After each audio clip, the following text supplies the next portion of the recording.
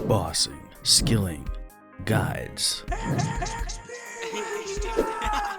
Hey guys, it is Scuzzy and welcome to another Mondates journey.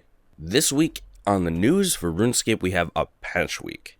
We also have Valentine's Part 2 coming 15th of February, so it's going to be the day after Valentine's Day, which is going to be midweek. It's patch week, so head over to the patch notes for full details of what we've been tweaking.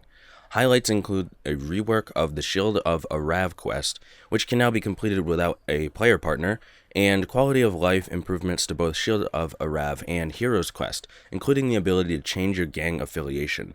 Note that the Heroes quest still requires a partner to complete.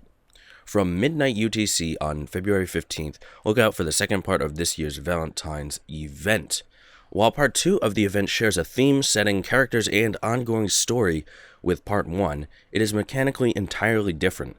Be sure to do everything you wish to do in Part 1 before it ends at 23:59 UTC on February 14th. So be careful with that. If you guys want those rewards, you're going to have to do them before the end of February 14th hits. You've helped Wizard Deedit clear Lumbridge Center, or Lumbridge Crater of space rocks, but the devotion sprites have gone wandering. Collect fabric scraps through skilling and combat activities and daily challenges, then exchange these for rewards from Wizard Deedit's Sprite Be Gone rewards store. So I think it's going to be a different one. This includes a sprite costume, which, when both pieces are worn, allows you to shoo off up to 10 devotion sprites dotted around the world for an experience lamp each time. There are also mystery boxes to claim from Deedit and a grand prize of a devotion sprite pet to call your own.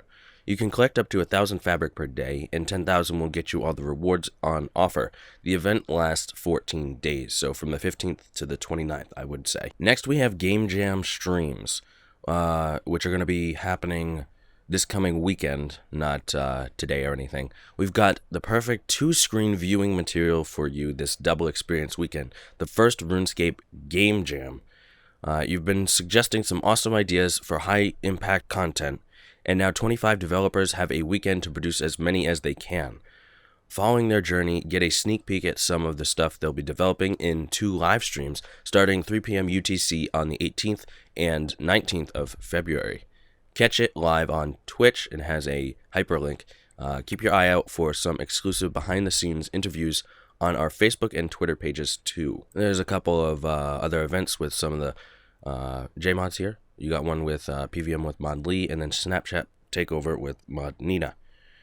So we're going to look at the patch notes real quick. Here we go. Mod William has posted this. Thank you very much. So I'm just going to go through some of the ones that stand out to me. The Chance of Prosper perk giving a clue scroll is now doubled. The Tinker perk now has a 5% chance per rank to give a 25% XP increase, as opposed to the previous 1% chance to give 10% experience. So instead of giving a 0.3% increase, it'll now give a 3.75% increase. So Tinker is actually very much worth using compared to the Wise perk that people have been talking about. The Pyromaniac perk now gives an increased chance of obtaining Bernie the Skilling Pet when triggered. Oh, that's nice. Cooking Fish Oil has been added to the Sajobo contract board toggle blacklist. So here's some of the big updates. They got NEX Angel of Death coming in with some reworks to that boss. A number of changes have been made to the NAOD reward curses. They no longer occupy your overhead slot. They no longer remove abilities, removed by abilities such as Sever, and Prayer Drain is increased slightly. Now, the main one here is they no longer occupy your overhead slot.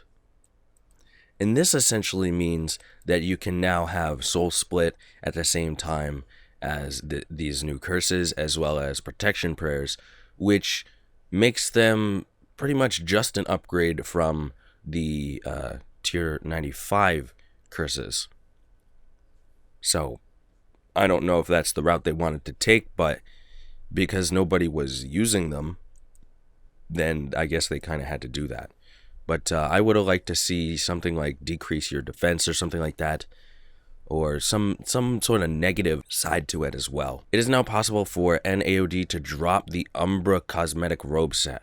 Well, that's a fail. It's been 2 weeks and it literally couldn't drop the Umbra cosmetic robe set. Next AOD, icicles can no longer be moved with the kick ability or the shove special attack.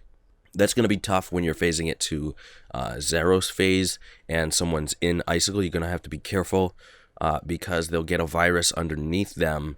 At the same time, they're frozen and they will die. So you really need to be careful with that. NAOD element crystals will no longer retaliate against players. I didn't really even notice that. 7 players now can roll on the main drop table, while 3 players now roll on the participation table.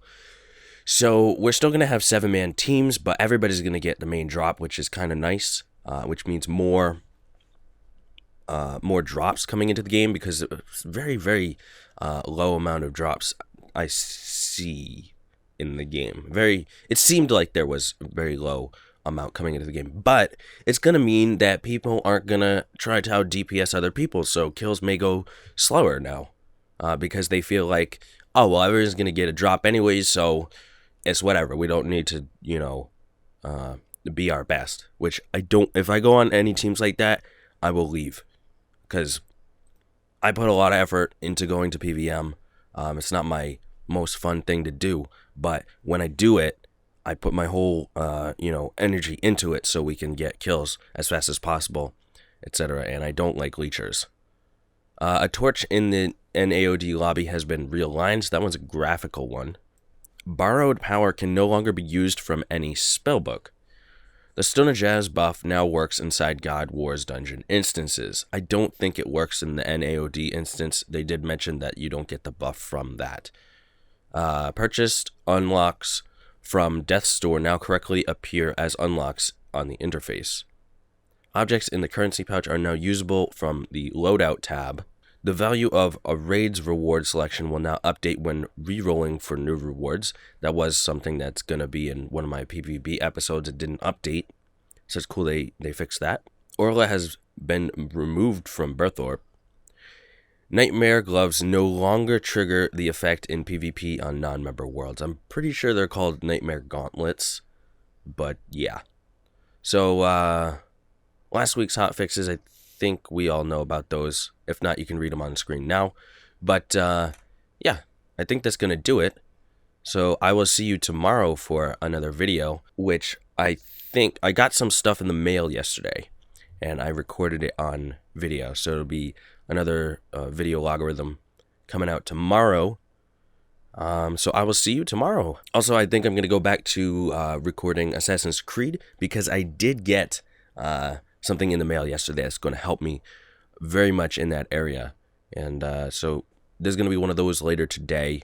So stay tuned for that if you are into that sort of stuff. If not, then don't worry about it. I'll see you tomorrow for another RuneScape video. Peace. Thank you so much for watching the video. I hope you enjoyed it. Hope you have a great day. Follow me on social media and subscribe for more. Peace. Lions roaring in the morning sun, searching for a longer day. People feeling like the light has just gone.